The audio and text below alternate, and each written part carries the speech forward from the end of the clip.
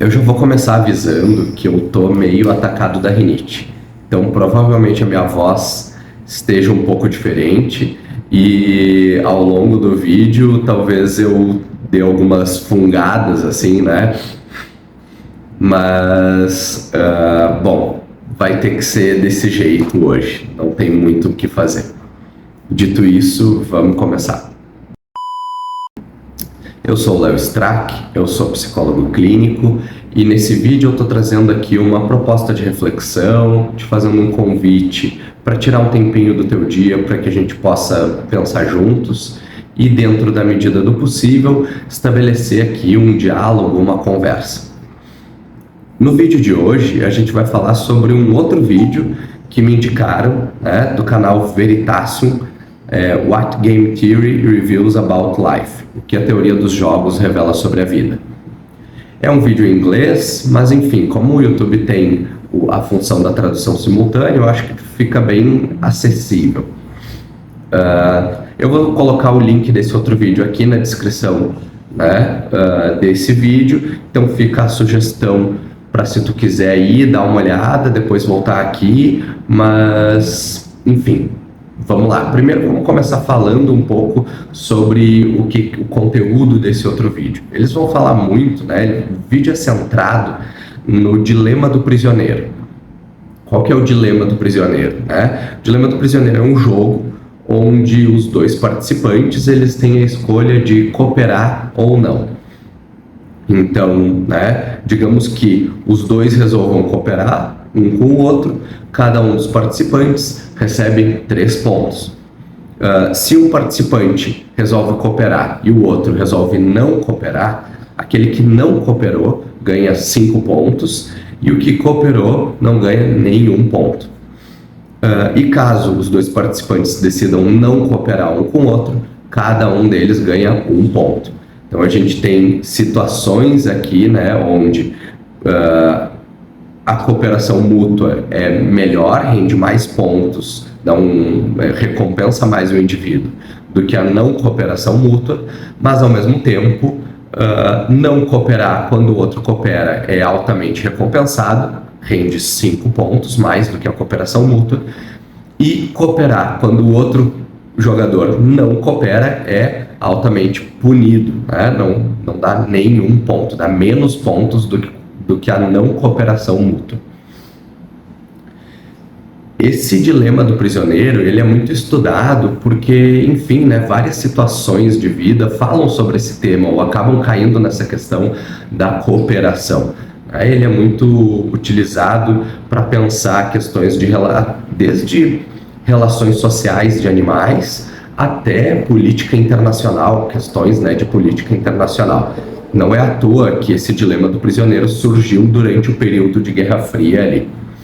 Mas, enfim, né, no vídeo ele fala sobre o dilema do prisioneiro e ele traz pesquisadores, né, uma situação onde o pesquisador resolveu fazer um campeonato sobre esse dilema. A ideia seria que outros pesquisadores iriam criar programas que iriam jogar esse jogo uns com os outros e consigo mesmo durante, né, por 200 rounds, e depois de todos esses jogos eles iam somar todos os pontos em todos os jogos e ver quem conseguiu fazer mais pontos, né, e aí dizer quem ganhou o campeonato, digamos assim. Eles acabaram fazendo 2 campeonatos, né? No primeiro campeonato, o que eles viram?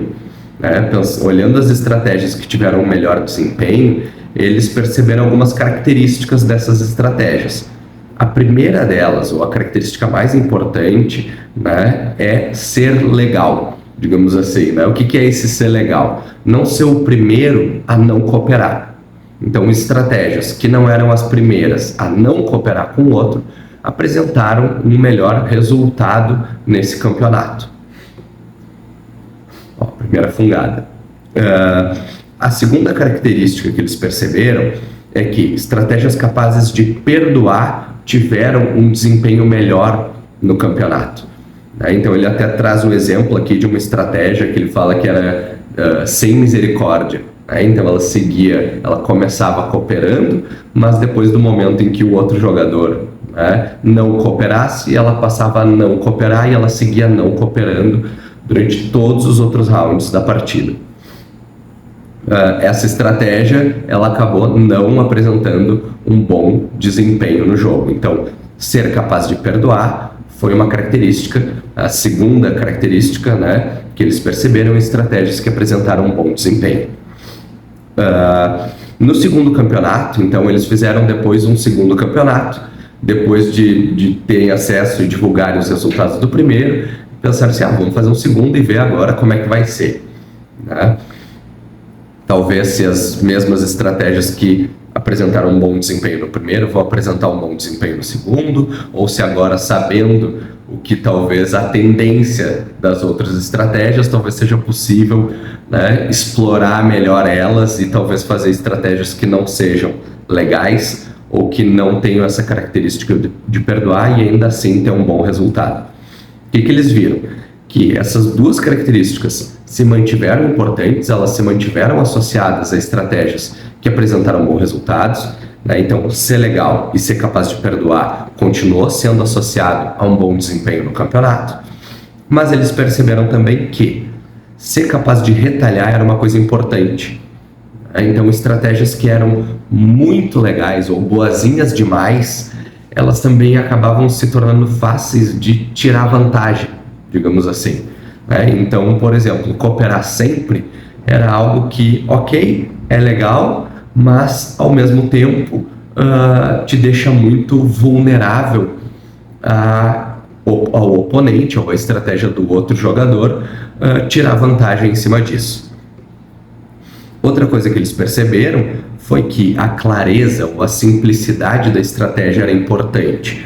Como muitas estratégias tentavam, digamos assim, estudar as ações e reações da outra, estratégias que eram muito complexas ou que eram muito parecidas com algo randômico ou que não era claro, digamos assim, o que ia acontecer, né? Digamos que eu estou jogando com esse outro programa e eu estou tentando entender o que ele faz, quando ele não coopera, quando ele coopera. Se eu não consigo entender, isso acaba sendo prejudicial para o desempenho do jogo. Então, estratégias que eram claras, simples, que eram fáceis, digamos assim, de serem lidas e compreendidas pelo outro jogador, elas também elas eram estratégias que tendiam a apresentar um melhor resultado, ou tenderam a apresentar um melhor resultado no campeonato.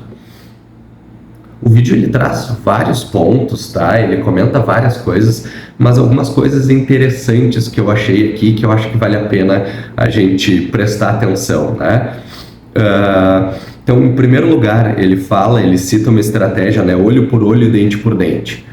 Que seria a estratégia que começa cooperando, ela coopera no primeiro round, e depois ela imita o que o jogador, o oponente, fez no round anterior.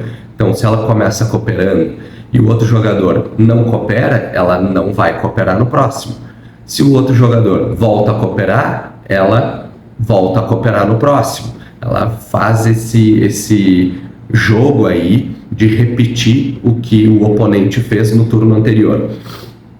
Só que essa estratégia, olho por olho, dente por dente, acontece que ela nunca vai ganhar um jogo, né? Se a gente for olhar os pontos feitos no final dos 200 rounds, essa é uma estratégia que ou ela vai terminar empatada ou ela vai terminar perdendo. Então, digamos assim, que ela nunca ganha nenhum jogo. Só que, apesar de ela nunca ganhar nenhum jogo, ela foi a estratégia que ganhou o primeiro campeonato, e eu não tenho certeza se ela ganhou o segundo, mas ela foi bem no segundo campeonato.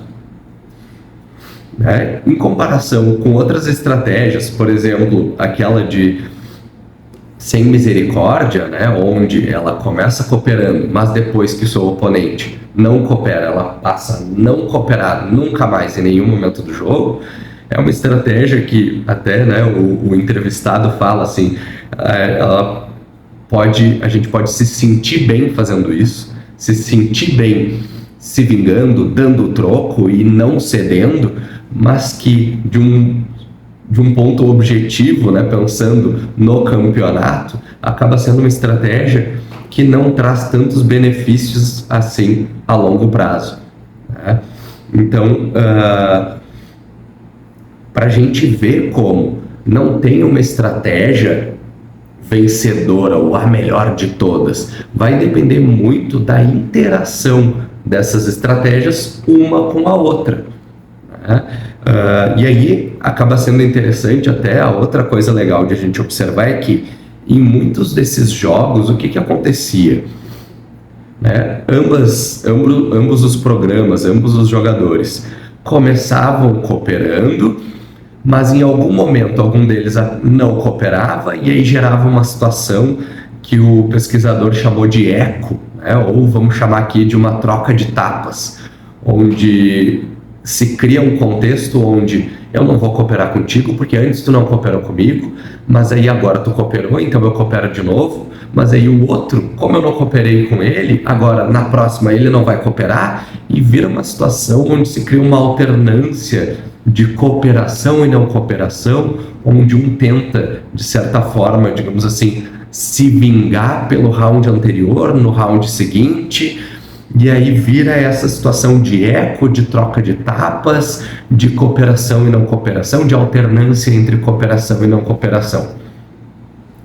Só que depois que se entrou nesse estado de eco, de troca de tapas, tinham situações onde tinha uma não cooperação consecutiva, gratuita, espontânea, digamos assim, né? Onde talvez um dos jogadores acabava não cooperando de novo, ou não cooperando 2 vezes seguidas, e aí desencadeava uma situação onde nenhum dos dois cooperava mais, né? Então, um exemplo do olho por olho, dente por dente, o que acontecia era muito isso, né? Então, se tinha um estado inicial de cooperação, devido a uma não cooperação se passava essa situação de eco, de troca de tapas, de alternância entre cooperação e não cooperação, e aí em algum outro momento acabava tendo um escorregão, digamos assim, ou uma não cooperação extra, e aí virava uma situação de não cooperação mútua que não mudava mais.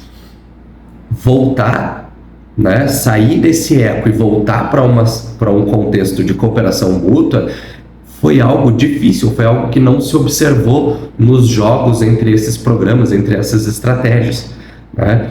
E isso se torna importante porque, enfim, tem várias versões, várias pesquisas em cima desse jogo, mas eles citam uma onde, por exemplo, eles introduzem a possibilidade de um ruído, de um erro, né? O que seria esse erro? Seria quando um dos jogadores tenta cooperar, mas acaba não cooperando, ele erra, né? Tem um erro nessa mensagem, digamos assim.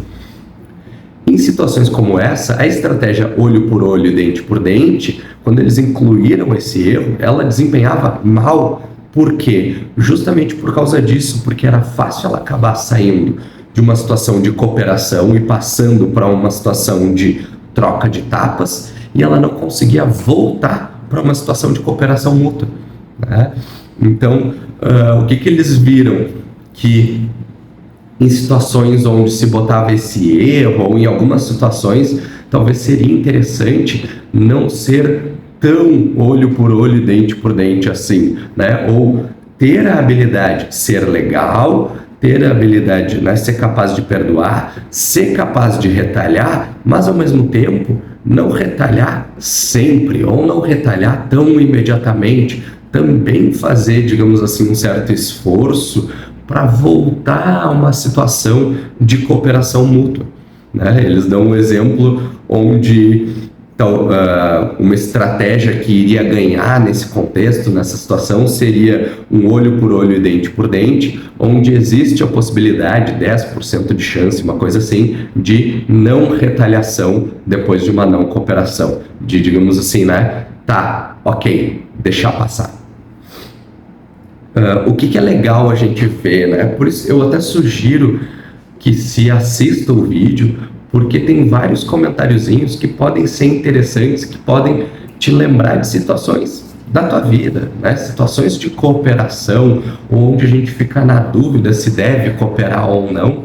Elas são frequentes no nosso dia a dia, né? Então, o que é legal a gente ver aqui? Que tem muitas similaridades, né? O dilema do prisioneiro, ele tem muitas similaridades com situações da nossa vida, essas situações onde, né, por exemplo, não existe a melhor estratégia, depende muito da sincronia, digamos assim, com a estratégia do outro jogador, da outra pessoa, situações de eco, de troca de tapas, que às vezes a gente acaba se colocando ou entrando em situações assim, questões de ruído, de erro, onde às vezes, né, uma cooperação, uma tentativa de cooperação acaba resultando, virando uma não cooperação, né? São coisas, aspectos, né, regrinhas do jogo que são similares a eventos da nossa vida.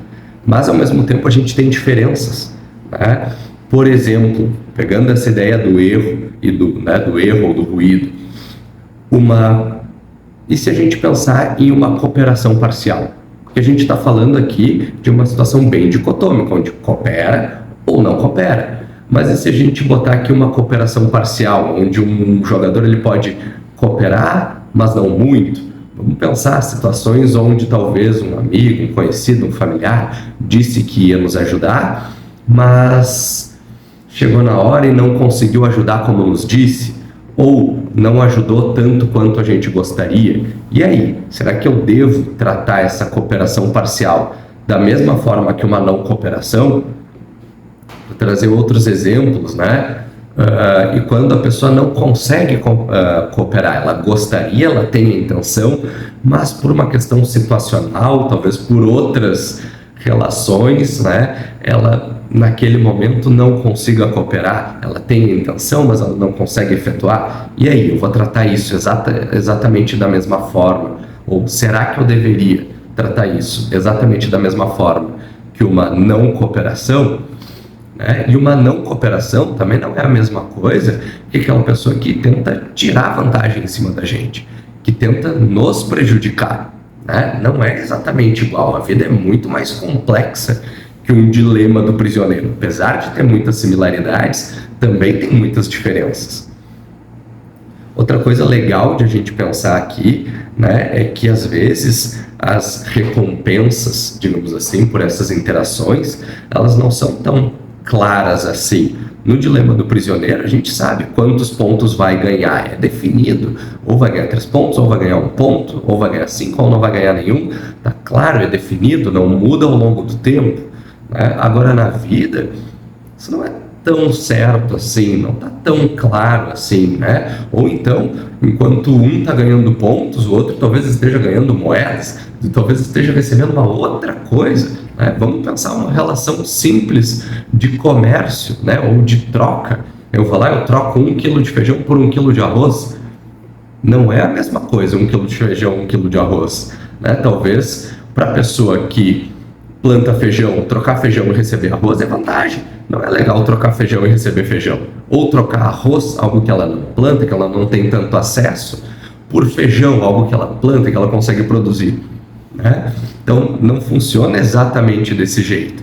A gente tem na vida também os aspectos subjetivos, né? Vamos pegar o exemplo da estratégia sem misericórdia. A gente pode até se sentir bem por, né, digamos assim, não fazer de papel de bobo ou não deixar passar, devolver, né, na mesma moeda, mas será que sob uma outra perspectiva, talvez a gente não está se prejudicando em outros aspectos da vida, né? Ou será que se a gente olhasse por uma outra perspectiva, a gente não ia resolver seguir uma outra estratégia? Então, assim, né, esse vídeo acaba sendo legal porque ele traz várias perguntas, várias coisinhas assim que a gente pode relacionar com a nossa vida e refletir e pensar um pouco, né? E aí eu queria até, né, a reflexão final, digamos assim, né, do vídeo. Será que aqui a gente não está falando de uma outra competência, de uma outra habilidade, que seria justamente a gente ter consciência ou talvez saber alterar, saber questionar, refletir sobre a nossa perspectiva de mundo, sobre o que a gente está levando em consideração aqui, sobre as similaridades e diferenças que as situações da nossa vida têm com o dilema do prisioneiro, Porque assim como a gente pode levar algumas lições do tipo ser legal, ser capaz de perdoar, ser capaz de retalhar, ser claro também, né, com aquela pessoa que a gente está interagindo, são coisas que podem promover um bem-estar maior ou uma qualidade de vida maior. Tem situações que são um pouco diferentes e que a gente talvez não deva seguir tão à risca assim, né? Talvez a gente devesse levar um pouco mais de consideração esses aspectos subjetivos da outra pessoa com quem a gente está interagindo, talvez conseguir relativizar um pouco mais essas recompensas, né, ou as consequências de uma cooperação, de uma não cooperação, levar em consideração a intenção do outro, identificar, saber diferenciar situações de ruído, situações de uma não cooperação intencional, de uma não cooperação por limitação pessoal, diferenciar uma não cooperação de uma tentativa de ganhar vantagem, né? Então talvez a gente esteja falando aqui, talvez na vida a gente tenha uma outra característica, né, de uma estratégia vencedora, que seria justamente estar ciente, questionar, pensar, refletir, mudar a nossa própria perspectiva sobre esse grande jogo do prisioneiro aí, ou sobre essas situações de jogo do prisioneiro, essas situações de um dilema entre cooperar ou não cooperar nas nossas relações sociais, nas nossas relações ao longo da vida, né? Então, essa é a reflexão do vídeo de hoje, a proposta de reflexão do vídeo de hoje. Fica aqui a minha sugestão de olhar o vídeo que deu origem a esse, né? O que a teoria dos jogos nos ensina sobre a vida, do canal Veritácio. O link eu vou colocar na descrição desse vídeo aqui. E como sempre, se esse vídeo te fez pensar alguma coisa, te fez lembrar alguma situação da tua vida, né? Ou se tu viu o outro vídeo, o vídeo do Veritácio, e teve uma interpretação diferente, quer compartilhar, fica à vontade para escrever aqui nos comentários desse vídeo, ou então entrar em contato lá pelo Instagram, @psicologia da coisa. E só, né, pra gente, um lembrete, assim, se tem algum outro vídeo, algum outro livro, um material, uma coisa que tu acha que daria um vídeo legal aqui pro canal, né, que poderia nos proporcionar uma reflexão interessante, fica à vontade para me mandar, botar aqui nos comentários, ou então mandar lá no Instagram, @psicologia da coisa, que eu vou gostar bastante de continuar essa conversa contigo.